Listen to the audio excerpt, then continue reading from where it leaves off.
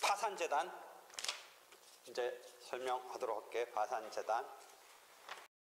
여기가 이제 파산재단을 이제 형성을 하는 거지. 이 파산재단이라는 것은 언제 파산 신청 그 다음에 파산 선고해서 선고가 되면 선고시가 이 기준이 되지. 이 뒤에 플러스 생긴 거는 파산재단이 아닌 거지. 요 선고시 기준으로 요 뒤에 것을 파산재단으로 하는 이런 시스템도 생각할 수 있는데, 현재 우리는 파산재단의 범위에 대해서 일단 5-11을 보면 파산 선고 당시의 재산일 것이라고 그래서 고정주의라고 그러지. 그걸 고정주의. 그런데 팽창주의도 있을 수 있다는 거지. 그 이후에 뭔가 생기는 채무자의 재산에 대해서 파산재단에 편입시키는 팽창주의가 있을 수는 있다는데, 일단 파산이 선고된 시점을 기준으로 이제 범위가 정해지는 거지.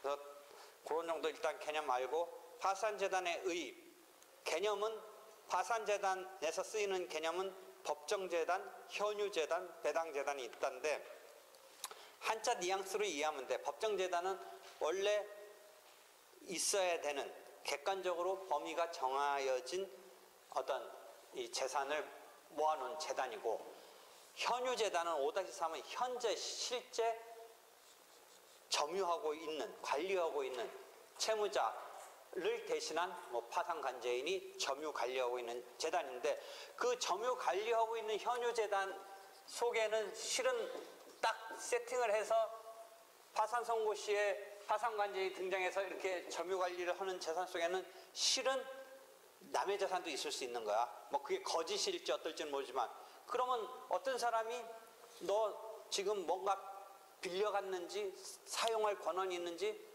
채무자한테 지금은 현실적으로 점유관리되고 있지만 그 주인이 있는 어떤 재산이 있을 수 있다는 거지. 그럼 그 주인이 이걸 찾아가겠다고 하는 권리가 뭐야?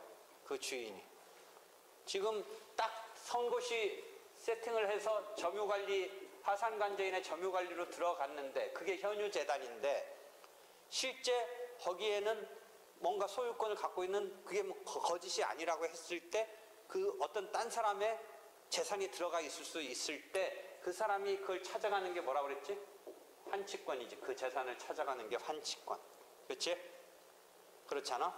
한편 부인권 행사에 의해서 상대방이 날아가는 거고, 그렇게 해서 파산관제인이 부인을 하면, 파산관제인이 부인을 하면 어떻게 되냐면, 여기서 어떤 펼쳤던 법률이 파산 선고 전에 펼쳤지만 그냥 있었으면 될 그런 어떤 재산이 상대방한테 넘어갔을 때 이걸 부인을 하면, 상대방한테 넘어가 있는 것을 부인하면 되찾아오는 거지. 그러니까 부인권의 행사로 취소시키고 원상회복을 시키면 파산재단이 플러스가 되는 거죠. 부인권은 총 파산채권자를 위해서 우리가 민법적으로 개개의 채권자가 채권자 취소권을 행사하는 것이 조금 확대된 이런 버전의 그런 성격의 그것이기 때문에 부인권에 의해서 이제 원상회복이 되겠지. 그게 부인의 대상이 된다는 그런 것 등이지. 그래서 그 그림을 보면 그런 그림을 그려놨어요. 일단 그렇게 돼서 현유재단과 법정재단의 관계가 됐고, 그렇게 해서 이제 마지막에 이제 중간중간에 찾아갈 수 있는 게 담보권자 등은 예를 들어 별채권 등이 행사될 수도 있고 뭐 하는 것으로서 날아갈 수 있고, 그 다음에 도중에 파산채권 말고 이런 개념이 있다고 그랬죠. 파산채권 말고 재단채권이란 말을 써요. 재단 자체에 대한 채권. 이게 회생 절차에서는 공익채권이라고 하는 용어로 나오는데, 어떤 느낌이에요? 공익, 재단.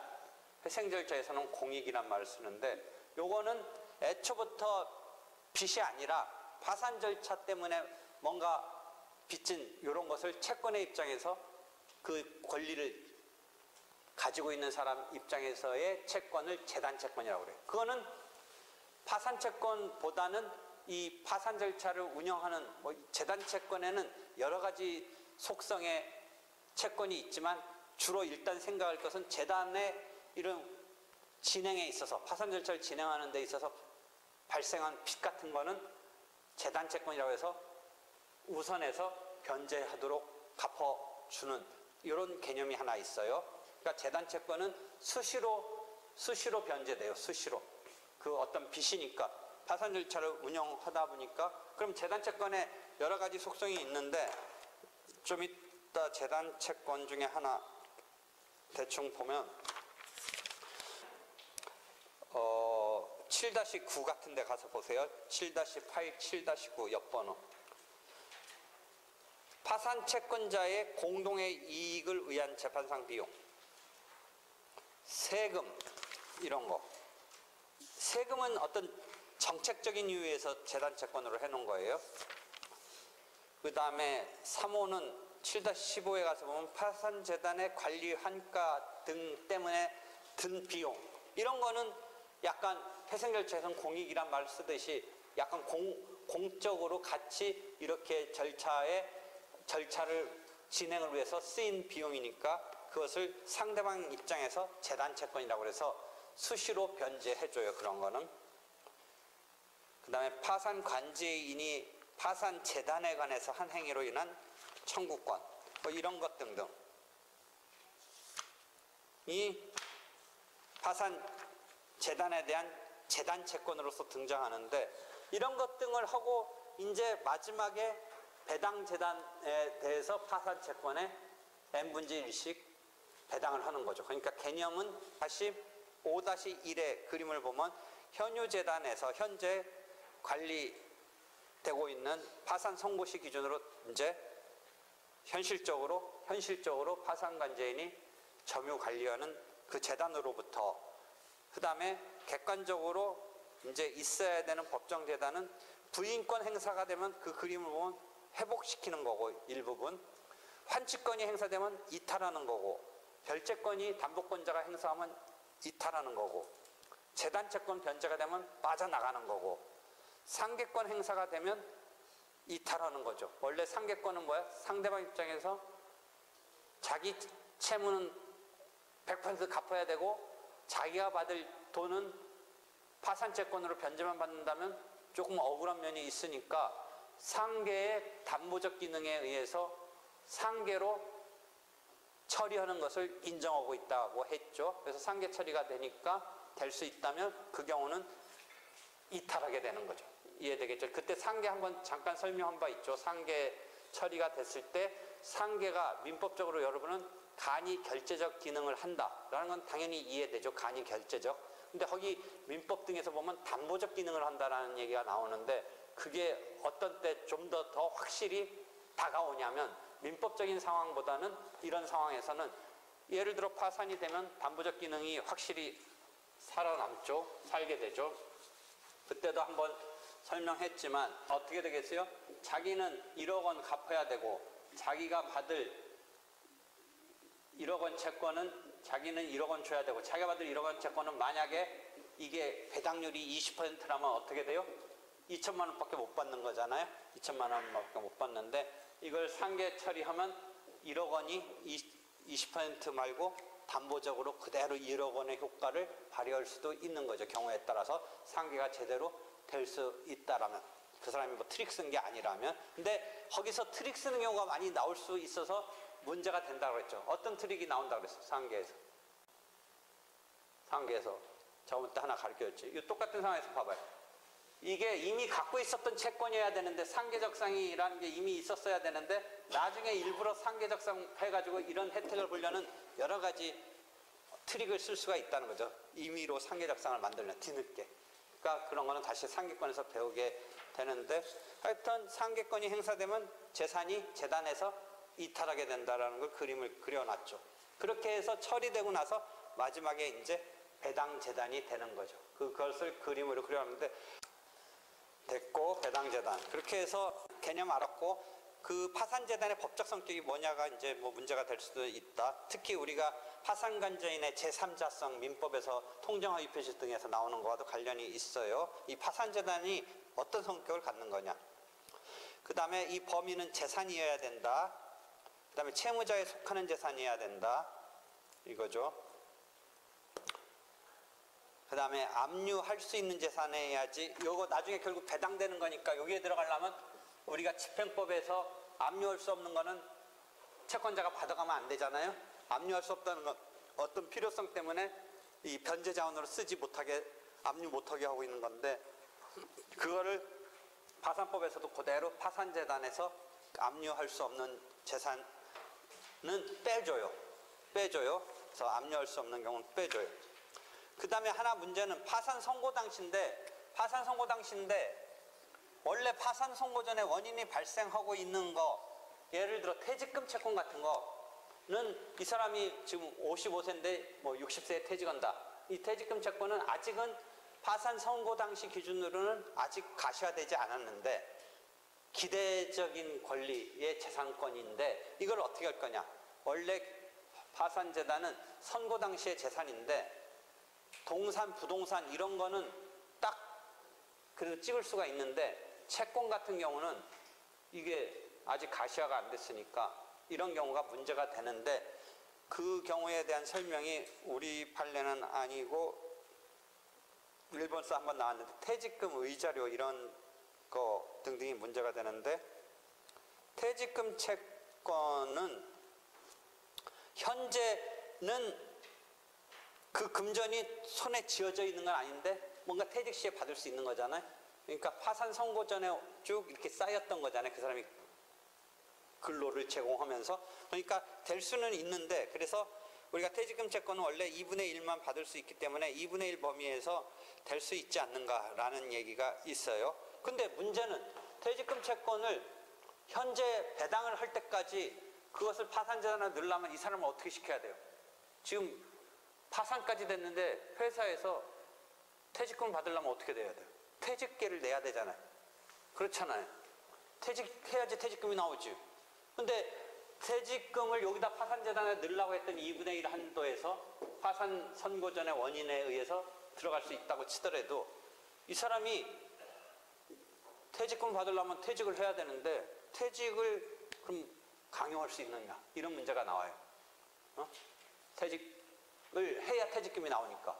그리고 2분의 1 정도는 파산재단에 넣을 수는 있는데, 그래서 그런 문제가 하나 172면에 그 퇴직금 채권의 세 번째 패러그래프에 그런 문제가 있어요. 이 사람을 강제로 퇴직시킬 수는 없는 거 아닌가?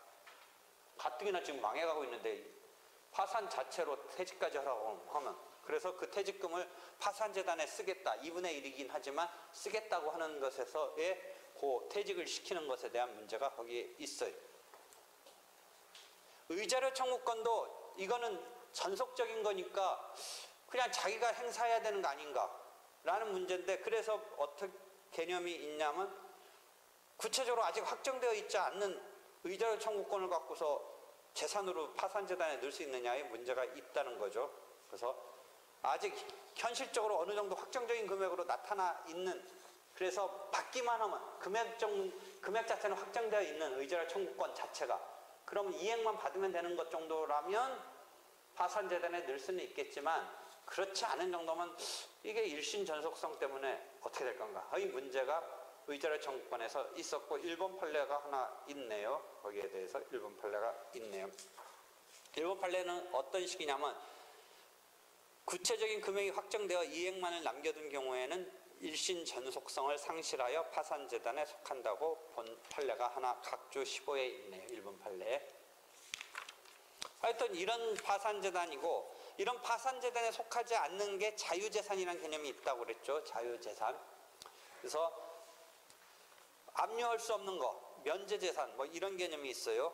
압류할 수 없는 거, 뭐 그래가지고 우리가 집행법 여기 일부 배웠는데, 압류할 수 없는 물건이 있고, 동산 집행에 있어서는, 채권 집행에서는 압류할 수 없는 채권이 있죠. 우리가 제일 일반적인 건 뭐예요? 월급 2분의 1 빼주는 거죠.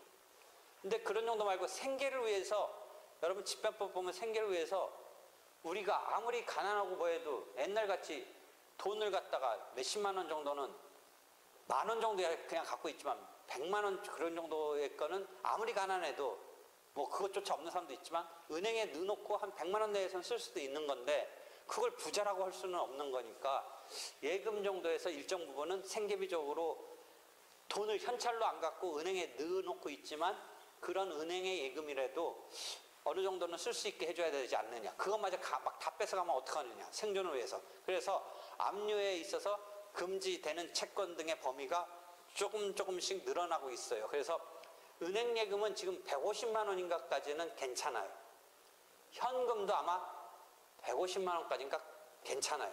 그래서 집행법의 규칙에 가서 보면 압류할 수 없는 물건 중에 현금 갖고 있으면 한 150만 원까지 괜찮고 은행 예금도 한 150만 원까지 괜찮고 그 다음에 생활비에서 뭐 몇 개월분의 생활비 괜찮고 그 다음에 급료 같은 건 2분의 1 괜찮고 뭐 이런 식으로 규율되어 있는 게 집행법에 있는데 그런 게 그러면 면제되는 범위에서 자유재산이 되는데 여기서 하나 문제는 뭐예요?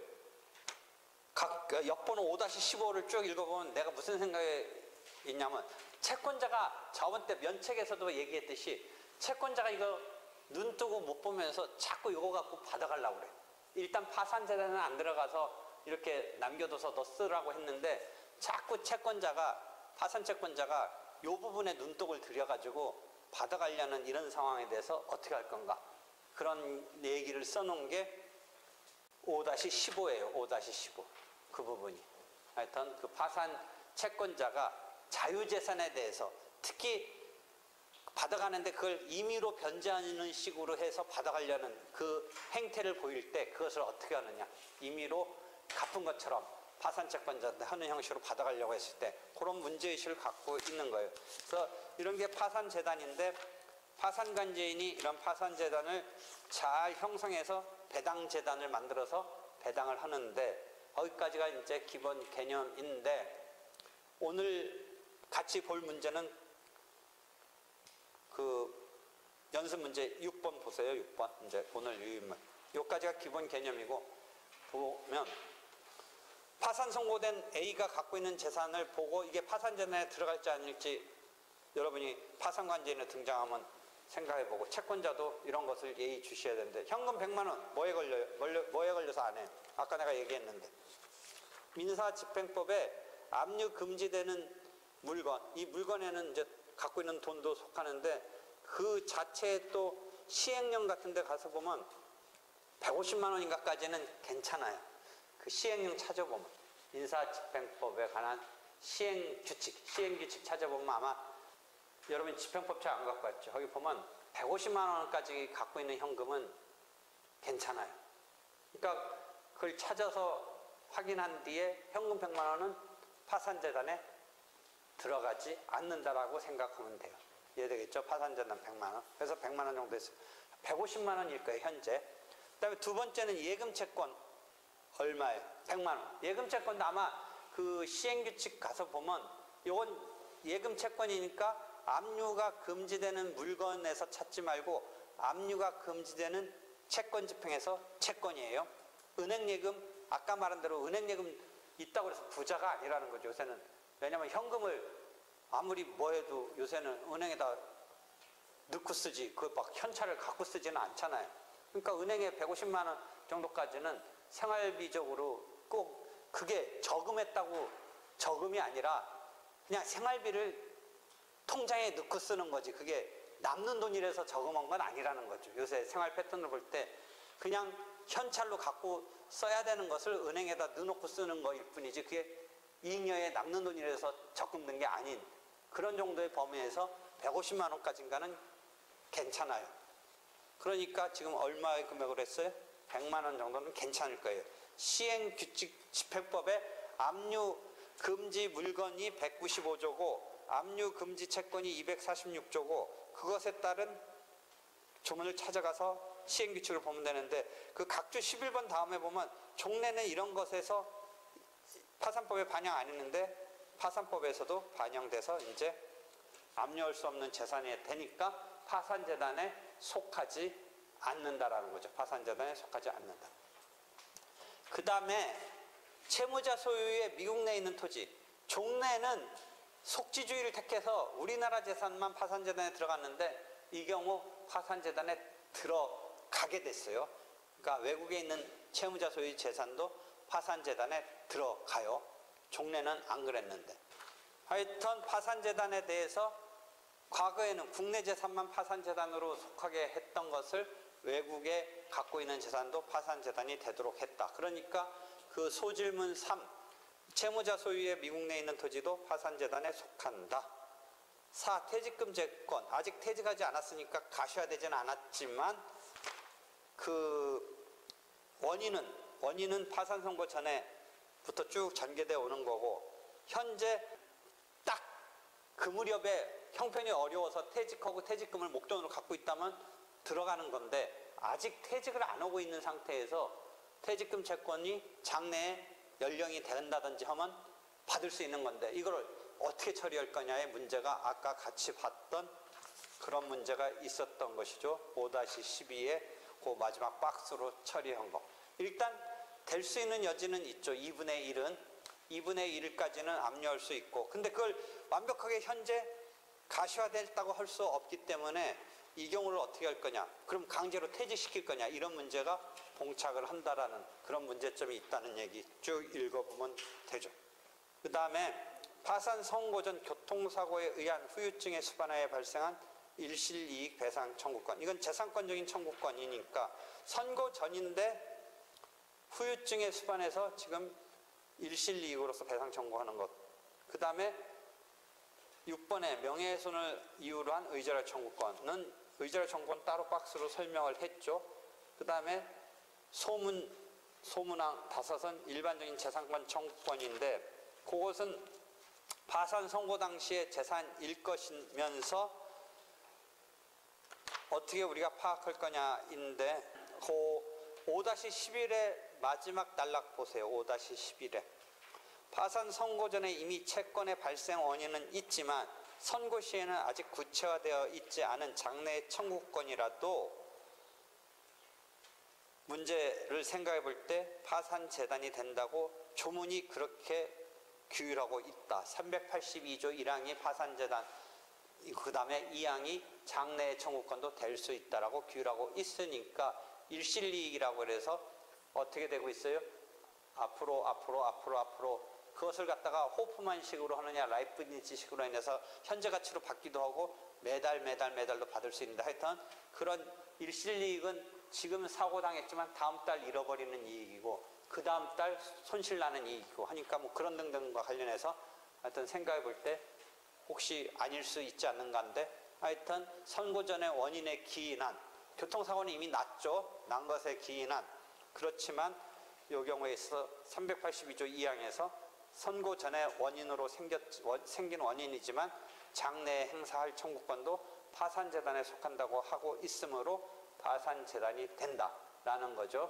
되겠죠? 동그라미 5는. 그다음에 동그라미 6, 의자료는 일신 전속성 때문에 혹시 어떨까 문제인데, 구체화됐을 때 뭐 재단에 속한다고 볼 여지가 있다라는 그 두 번째 박스의 의자료 청구권을 보면서 여러분이 읽으면 되겠죠. 되겠어요? 되겠죠? 됐어요? 질문. 그래서 파산재단까지 했어요. 오늘은 여기까지만. 후반만.